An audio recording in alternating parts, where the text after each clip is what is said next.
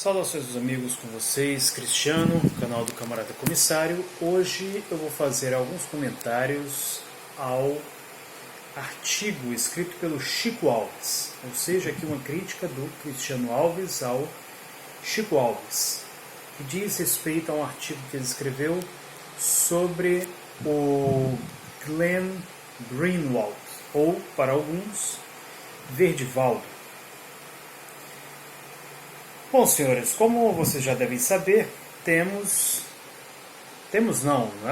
os americanos têm um novo presidente eleito,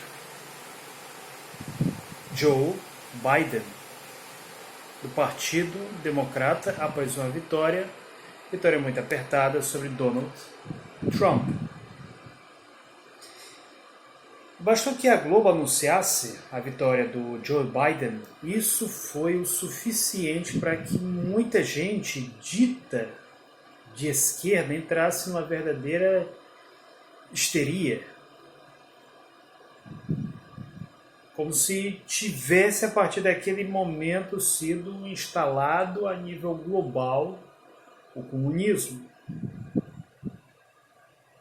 Como se a partir daquele momento, pronto, tivesse acabado tudo quanto era de governo reacionário, tivesse ido para o buraco, o que nós sabemos que não é assim. Isso sem falar no culto da personalidade desse sujeito, praticado pela Rede Globo.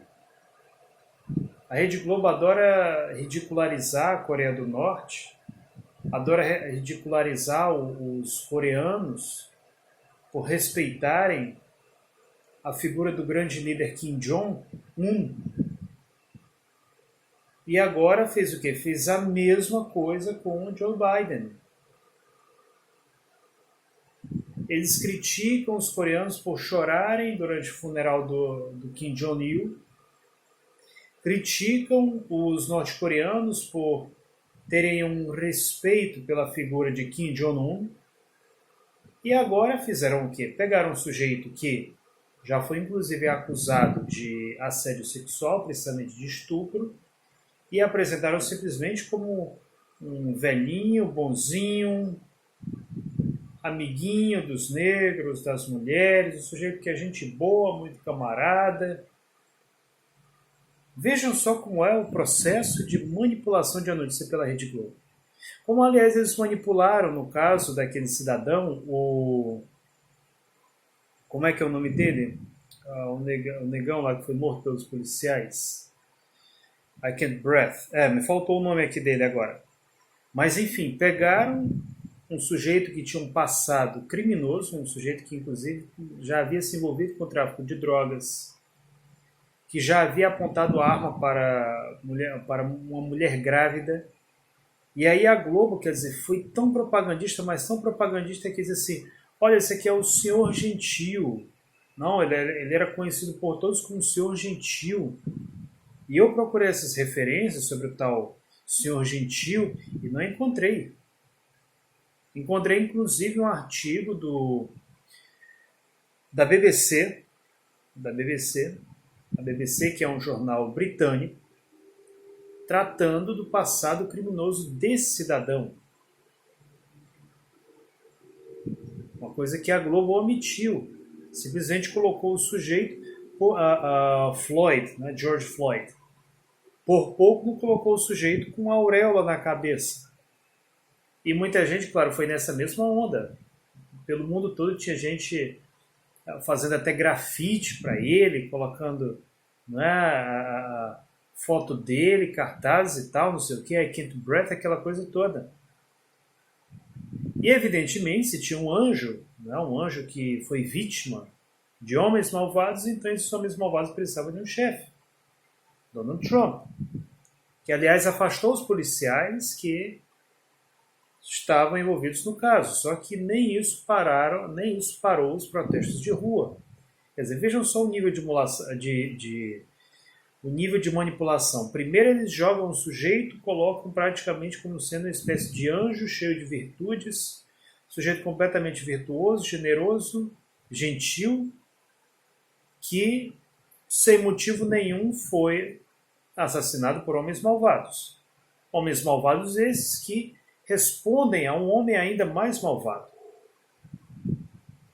E assim foi criado todo um mito, toda uma lenda, com objetivos nitidamente conspiratórios em torno de uma figura. E isso, claro, que a Globo aqui não fez isso sozinha.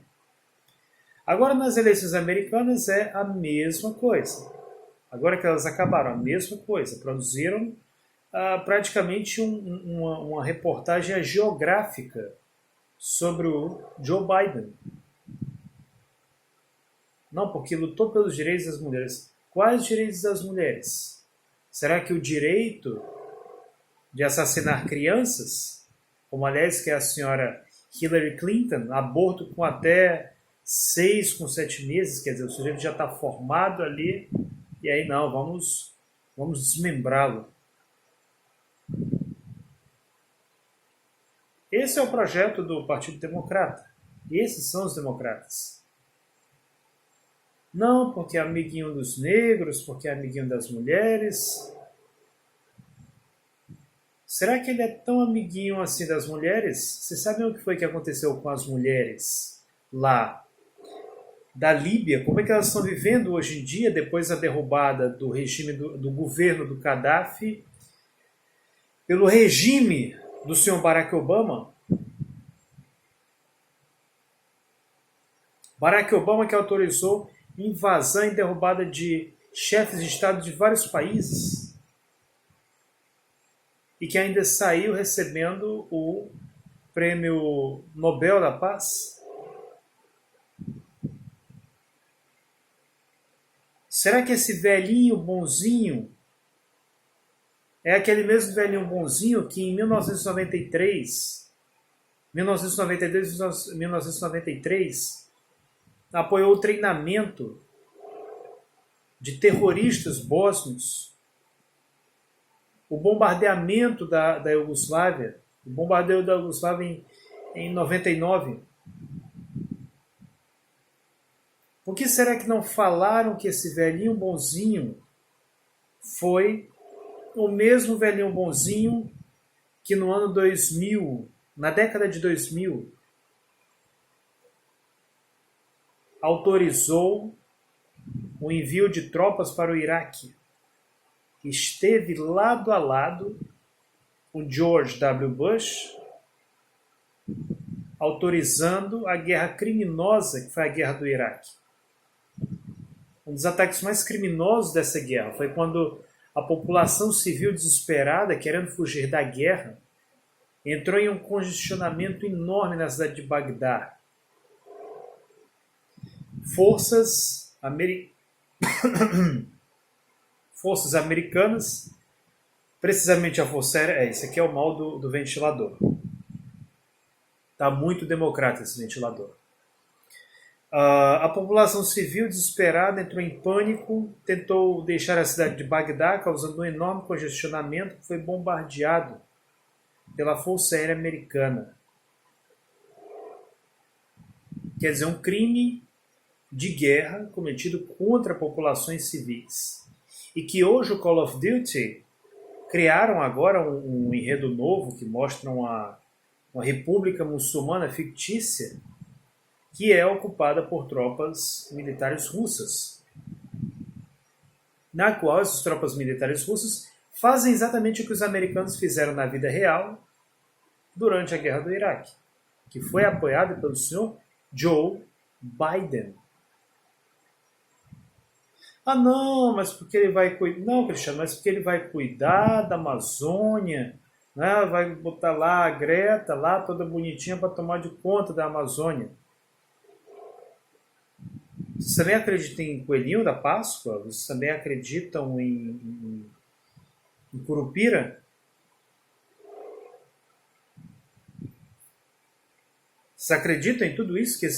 Qual é o presidente americano que tem preocupação com a Amazônia? No máximo, a preocupação que eles vão ter com a Amazônia, sabe para quê?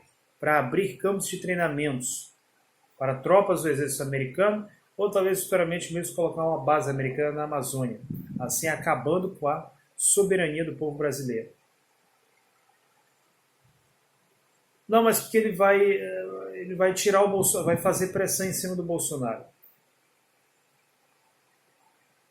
É mesmo? Vocês acreditam nisso, senhores? Vocês sabem o que ele pode fazer com o Brasil? O que os americanos são muito bons em fazer, fizeram durante 50 anos contra Cuba, que fazem hoje contra a Coreia do Norte, que fazem hoje contra a Rússia, estabelecer sanções. A diferença, senhores, é que uma coisa é o governo cubano, outra coisa é o governo coreano, outra coisa é o governo russo. E principalmente o nível de consciência política e de cultura desses povos. Outra coisa é o nível de consciência política e de cultura do povo brasileiro, que infelizmente é muito baixo, por vários motivos. No Brasil aqui nós não temos uma noção de povo como muitos outros povos. Aqui o nordestino não sabe absolutamente nada do sulista, o sulista também não sabe nada do nordestino, que por sua vez também não sabe de nada do paulista, que sequer falam com o mesmo sotaque. O Brasil tem diferenças regionais muito fortes. Você pega aqui o meu estado, que é o Ceará, e compara o Rio Grande do Norte, você encontra uma série de diferenças, inclusive culturais, econômicas, psíquicas. Elementos importantíssimos na formação do ethos de um povo. O que é uma nação, segundo Joseph Stalin? É uma comunidade estável, baseada em economia comum, língua comum, território comum e conformação psíquica. Quando você tem todos esses elementos juntos, quando você tem o componente nação, então é muito mais fácil você gerir um país, você criar uma civilização, grandes projetos e estabelecer objetivos nacionais. Inclusive resistir também às sanções impostas por outro país. Agora vocês imaginam o que é o Brasil sofrendo uma sanção econômica. Como isso aí iria prejudicar a economia brasileira. Ia sair todo mundo perdendo com isso. Não seria só o Bolsonaro, não. O problema é que existe uma parte da esquerda que parece que se encontra num estado tão fanático, né, com aquela história lá do ele não, que ignora o fato de que pode ter alternativas muito piores, um quadro muito pior do que isso. Ainda teve uma figura no Twitter, eu acredito que a filha do Brizola, ou talvez a neta, eu não sei, que colocou assim, não se trata de comemorar a vitória do Biden, se trata de comemorar a derrota do fascismo, uma vitória sobre o fascismo, alguma coisa relacionada com isso. É mesmo? Será que essa senhorita ou essa senhora, talvez, alguma vez leu o que é o fascismo? Será que essa senhora tem alguma consciência da besteira que ela escreveu? Do que foi o governo Clinton? Do que foi o governo Obama? Dos golpes de Estado patrocinados e financiados por esses líderes democratas? A invasão da Iugoslávia não foi pior do que a invasão.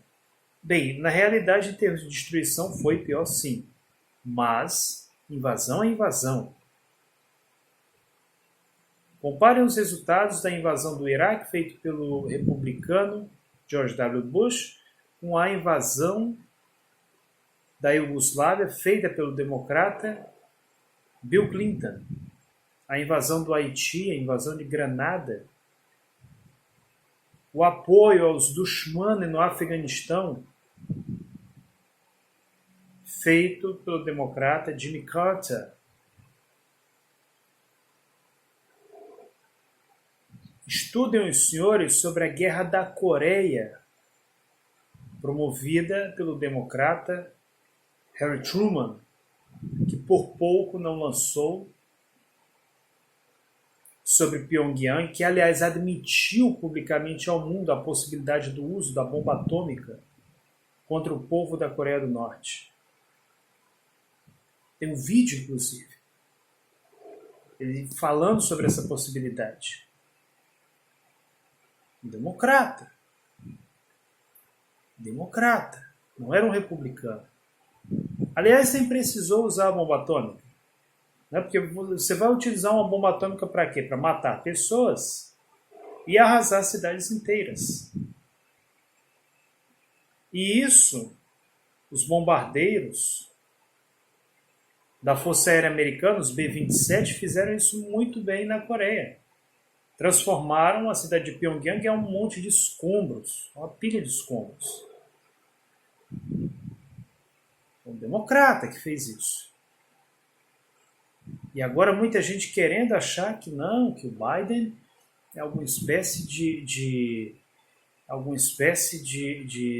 sei lá, né, alguma espécie de salvador da humanidade, um sujeito que chegou ali para acabar com o fascismo, que é amiguinho, né, dos identitários e vai colocar representatividade em todo lugar. E agora que um jornalista quis mostrar os podres desse sujeito, colocaram logo ele para correr do The Intercept, que mostra que o jornal não presta, que não tem objetividade nenhuma, que não é jornalismo investigativo, e sim jornalismo empresarial. Não é jornalismo documental, é jornalismo empresarial que mostra que esse jornal não presta. E agora o senhor Chico Alves quis colocar abaixo o trabalho do Glenn Greenwald, que falou coisas muito sábias, sim, sobre essa esquerdinha colorida, vendida, hipócrita. Um sujeito, né, passar a semana falando de um empresário brasileiro acusando o sujeito de estupro, sendo que foi provado que ele não era. Enquanto que o Joe Biden também foi acusado de estupro. Só que como foi estupro com representatividade, então isso aí não tem problema. E aí, senhores, vocês agora sabem como proceder. No dia que vocês se envolverem em algum problema, com alguma milícia, com alguma coisa, sempre lembrem da tal da representatividade. Que assim todos esses tribunais hipócritas, todos esses tribunais da lacração irão absolver vocês.